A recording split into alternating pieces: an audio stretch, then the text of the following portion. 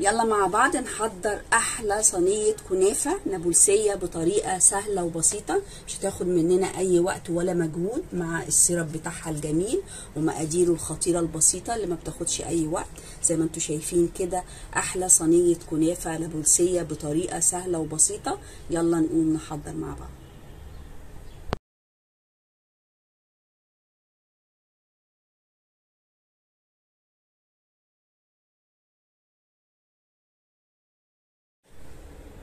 ازيكم حبايبي، عاملين ايه؟ يا رب تكونوا بخير ان شاء الله. النهارده هنعمل معاكم فيديو بسيط وهي الكنافه النابلسيه، طريقه كده سهله وبسيطه من غير تعقيد ومن غير اي كلام كتير. هنعمل ايه؟ معانا نص كيلو كنافه وتكون طازه زي ما انتم شايفينها كده، طرح بالطريقه اللي انتم شايفينها دي، طازه اهم حاجه بالفيديو ده.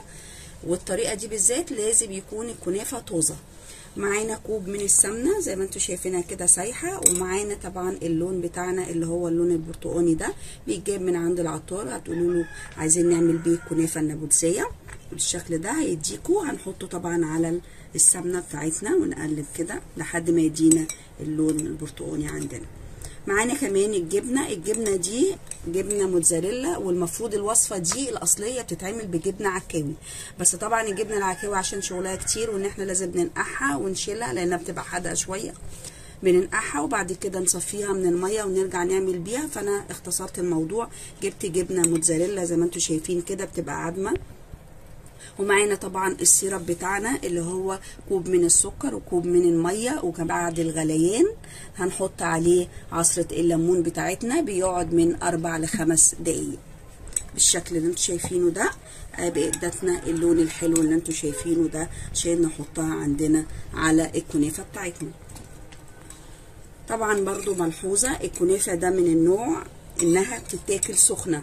طيب بعد ما نعملها مثلا عملناها قبل الفطار وما لحقناش ان احنا ناكلها عشان صايمين، او في الايام العاديه وعايزين ناكلها سخنه زي ما بناكلها في المحلات، او هنعمل ايه؟ هنجيب ميه مغليه في حله عندنا او طبق كده يكون واسع، تكون ميه مغليه، ممكن نشغل الكتل ونقوم سايبين الميه تغلي ونحطها، وبعد كده هنحط الصينيه بتاعتنا على الطبق فتفضل مديالها البخار فتفضل سخنه. يا اما حاجه تانية تتحط في الميكروويف عند التقديم، لما تيجي تقدميها تحطيها في الميكروويف دقايق بسيطه خالص، ثواني مش دقايق كمان، ثواني، هتبص تلاقيها رجعت تاني تشد وتاكلوها بالطريقه اللي انتوا بتحبوا تاكلوها بره.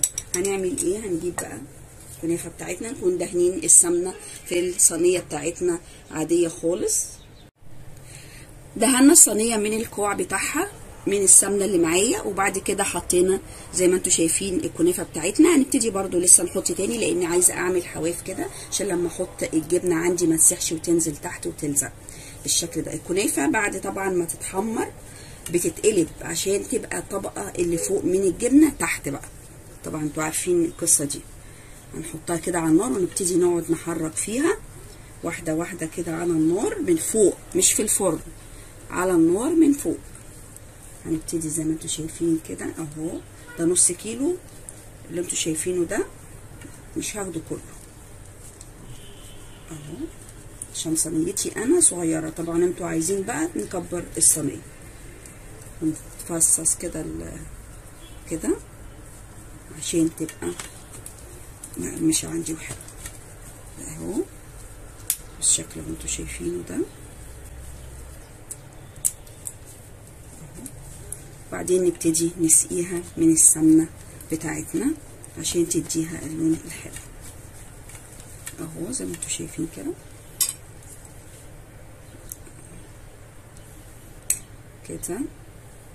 طبعا هنقول بقى السمنه كتير عادي، السمنه بعد التحمير بتنزل، فاللي عايزين تشيلوه براحتكم خالص، مفيش اي مشاكل، بس احنا لازم نكتر فيها شويه. انتوا عارفين الكنافه يعني سمنه، فاحنا نكتر عشان خاطر تدينا اللون اللي احنا عايزينه الحلو وتبقى حمرا وجميله.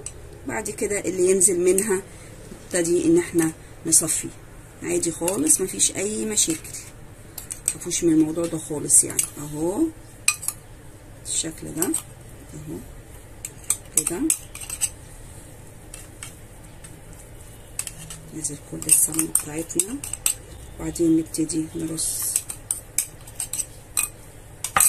الجبنه بتاعتنا بالشكل ده كده. بس هنبعد بقى عن الاطراف اهو كده. عايزين نبعد خالص عن الاطراف عشان ما تسيحش عندي وتنزق، فلما تلزق طبعا نيجي نقلبها تضايقنا اهو كده بالشكل ده على وش البوتاجاز عندنا. وبعدين السيرب بقى بعد ما تخلص خالص نقوم ساقينها اهو، تبقى جميله ونتكي كده عليها.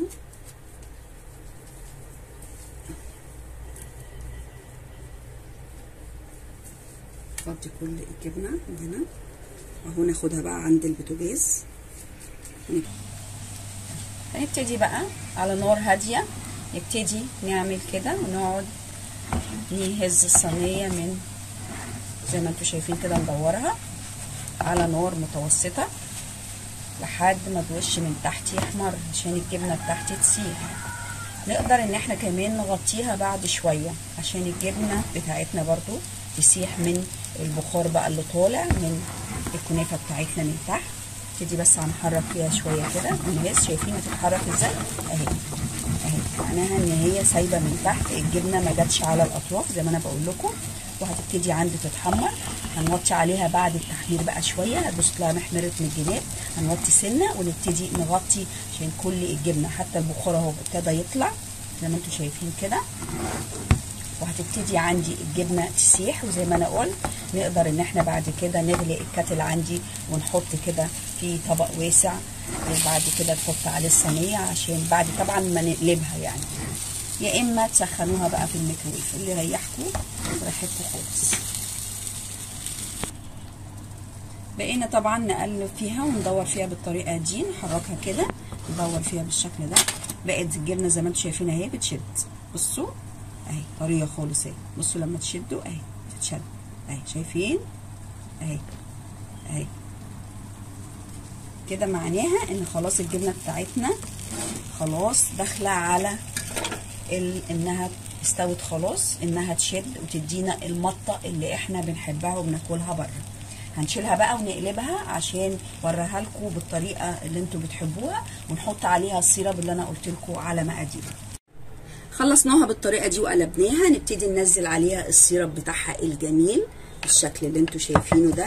نشوفكم الناحيه التانيه عشان تشوفوا كويس اهو بالشكل ده، ونسقيها بقى اهو، وبعدين نبتدي نقطعها زي ما انتوا هتشوفوا معانا دلوقتي. شوفوا بقى الشكل الخطير بتاعها، بصوا القرمشه بتاعتها الجميله زي ما بنشوفها بالظبط في المحلات اهو. نبتدي بقى نشد كده تطلع معانا. ثواني، شايفين شايفين شايفين الجمال اهي زي ما بنجيبها من بره. نبتدي نحطها بقى في طبق عندنا.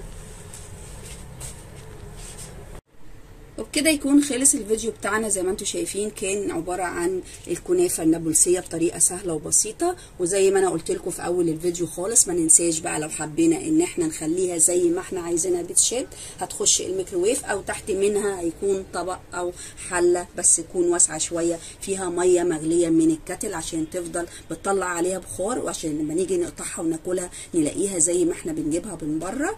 كل سنه وانتم طيبين، واشوفكم ان شاء الله في فيديو تاني.